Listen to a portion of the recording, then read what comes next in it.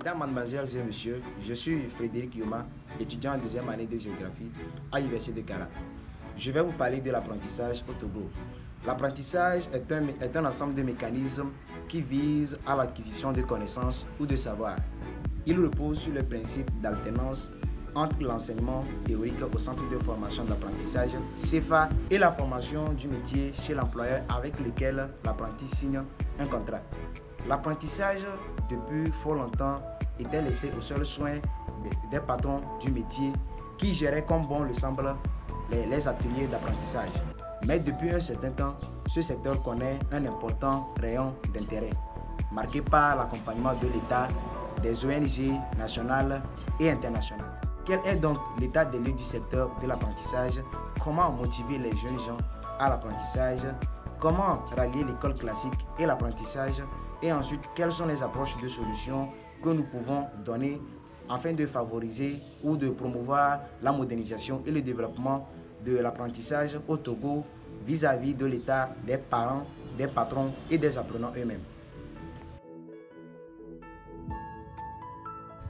L'apprentissage au Togo n'était pas bien vu.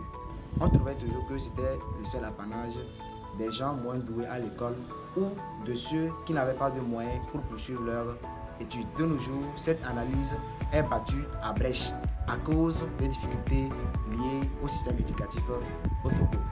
L'État lui-même, ayant compris et ayant pris la mesure de la chose, décide d'encourager ce secteur d'apprentissage. La jeunesse togolaise doit être motivée dans ce secteur. En réalité, toute formation ayant pour but d'aboutir à la fonction. La formation, qui n'est rien d'autre que l'apprentissage d'un métier, doit être encouragée. Il faut donc faciliter l'accès à la formation des apprenants en créant des centres de formation un peu partout au Togo.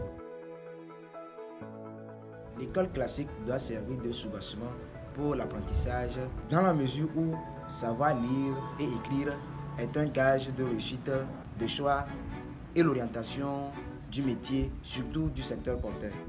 Aujourd'hui, il est difficile à un analphabète d'apprendre un métier. Certains employeurs ou patrons exigent de leurs apprentis qu'ils aient au moins le CPD et voire même le BPC. En guise d'approche de solution, il faut faire comprendre aux jeunes gens la difficulté d'accès à la fonction publique au Togo.